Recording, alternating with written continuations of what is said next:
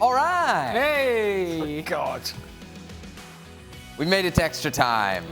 Hey there, buddy. And it's a Sunday. Yeah. Craig Burley is here. Boom. To what do we owe the pleasure? Scheduling snafu. Yes, faux pas in the scheduling department. Clearly. A huge mistake by everybody involved. We've got Craig. I say my boss. Our boss was away Oh. and was, I believe he was in England having meetings. Right. And I think he was a bit sidelined. Right. Clearly. Are those the same meetings that Shaka goes to in the Cayman Islands? No. No, different meetings. Anyway, I could see everybody's delight when they realised that I was in today. Yes. Clearly. Because not only does it affect Craig, it affects everybody. Well, you know when we run these highlights in, you know, there's a goal, there's a cross, there's a header, there's a goal, there's a shot. You do more you can get a analysis robot. than You that. can get a robot in to do that.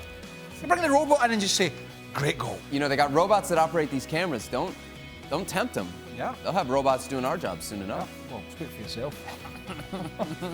I thought there was one. You've been up here have you been home yet? No, I've been up here since, I guess, the 4th or 5th. And how's it going? It's going great. Yeah. I've really gotten to know more about Connecticut. Yeah. All right. All right. All right, having some good meals. You got to be from a certain part of the States to say that? I mean, I don't know. No? Yeah. All right. I just think people say it all the time. All right. Where I'm from. Do they? So when you're walking down in DC, you don't say, hello, good morning, you just walk by, you go, all right. All right. All right. Can we get to some questions or what? Sure. I'll sod the question. By the way, we have Gab Marcotti with us as well. All right. And actually, the first question is addressed to Gab. So VJ wants to know, Gab, Well, he can't, he's listening to music at the moment. No, he's not.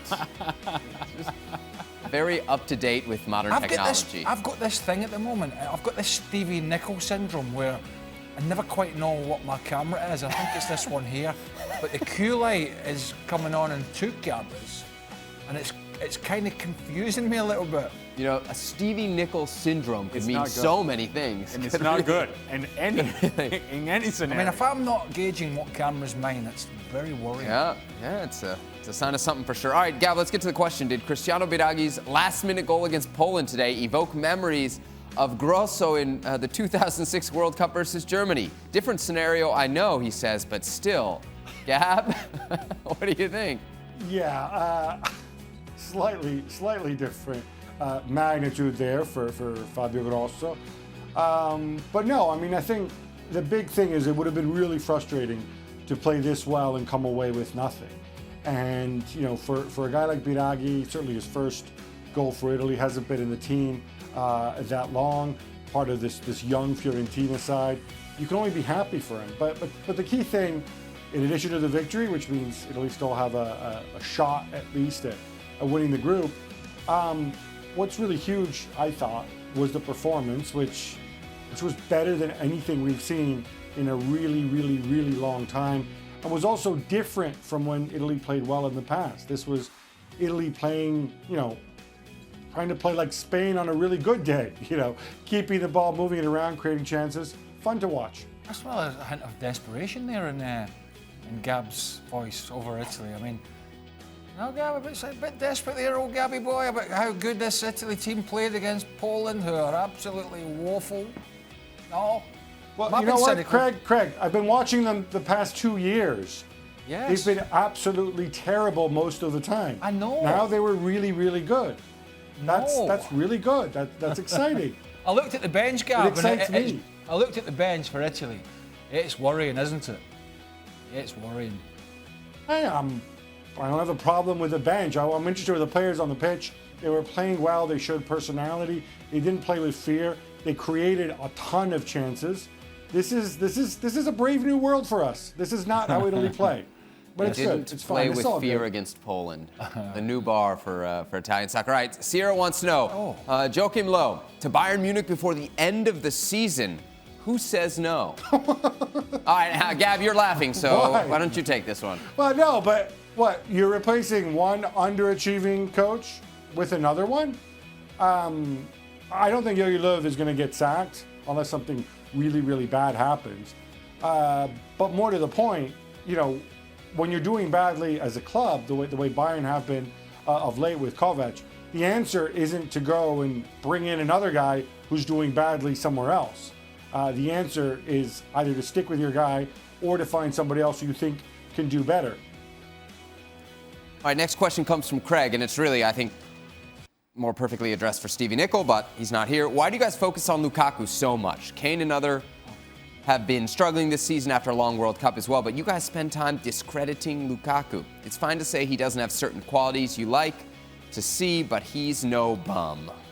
Lukaku? This is really, I mean, Stevie needs to be here to defend his... I don't think we've called him a bum.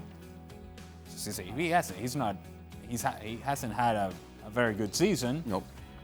Really, none of the players in Manchester United have had a good season, and so therefore, he is part of the problem. And if there's a solution, he should be part of the solution as well. The issues for Manchester United are bigger than Romelu Lukaku, though. To be fair, our criticisms of Lukaku go back past just... Well, and start of also the season. fact that we talk about Man United more than we talk about Tottenham, because expectations for Man United are always greater, clearly, than Spurs. But we have talked about Harry Kane on this show on a regular basis and given him a lot of credit over the past, but also talked about the fact that he looked sluggish for England at times, and he's looked sluggish at the start of the season, maybe playing a slightly different role with Lucas Moura in the team. So we talk. The trouble is people like this have the old blinkers on and only hear what they want to hear. We do discuss a plethora of other people. All right. You shake your head at that word, didn't you? You like? No, I like it. Do you know I said a word on here? I used a word on here last week, profligate, and then I was at the golf course the next day, and I got the old nudge from Stevie. What was that word you used? And I was Can you clear that up for me? I was being a bit smart because I only found out that word years ago working with John Champion. Right. And I too had to go and have a little sneak peek. What do we think the over-under is before Stevie tries to use that word in the show? No. No, you don't think he won't go there? No, it shouldn't happen, first of all. And if he tries to, it's not going to work out well. So I just think he's going to stay in his lane. Whatever that lane is. It's a very narrow path. Poor It's more of, Stevie. he can't It's help more of a himself. walkway. Poor Stevie. When Heung-min Son signed for Tottenham on transfer deadline day, and Gab was over, but he was writing 300 columns at the time. All I'm saying is, we told Stevie, don't try and get the names in the right order. Right. And he said, no, I won't. I won't try it. First thing that came out of his mouth, he had a bash at it. How'd it go? And it went completely wrong. Yeah. At which point, Gabrielli pointed him in the correct direction. So, will they be talking about profligate and profligacy? I think there's a chance. There's a chance. There's a chance. Hey, Gab, Comeback King 3636 says, I miss talking about Mourinho. What? I miss talking about Mourinho. Can you see him becoming the Bayern manager in the near future? What did I just say about Jogi Löw? No, look, I don't think Mourinho is going to become the Bayern manager in the near future. I think if his time at United ends badly, and right now it's more likely that it will rather than it won't. I think he's going to have to take an intermediate job before he comes back and takes a really big job. I think he's burned too many bridges. Can we finish on a positive? Yeah, sure can. Yeah, your tie's nice. Thank you. Just not with that jacket. Oh, jeez. I thought I had a compliment here to. Ah, you're looking well, son. You're looking well. All right, Matt wants to know, what are your guys' thoughts about the reported sale of Columbus Crew SC? Oh, and the I'll tell you team what, I'm all possibly over this. staying Sundays. in Columbus. I'm all over Sundays. As you can imagine, I was, and I am still incredibly happy about this situation. I've said from day one that Columbus Crew belong in Columbus, that this is a franchise that should be one of the founder members of Major League Soccer, one of the charter members, the foundation of the league. If we're going to evaluate the good things about MLS, we should not forget about the foundation of the league, and Columbus is very much a part of that. Yeah, scandalous. Scandalous. I thought, You didn't like how it was handled? no, not at all. But, you know, apparently it's not an isolated incident across sports. Yep. Certain sports franchises here, it's just the way it works. But it's, you know, you're just picking up a team and Moving them. Yeah. All's well happy. that ends well. I'm actually getting emotional. Yeah. Well, I was a little emotional when this came out. It's like, Yeah. Good. Yeah. The good guys got one. That's it. Yeah. Well, these good guys are done for the day. Tell you what, I've enjoyed this Sunday so much. You're gonna Marvelous. ask back next time. Yeah. Well, maybe others going into the office asking for You might be alone. the next time alternative you plan. show up. Getting stabbed in the front. At least.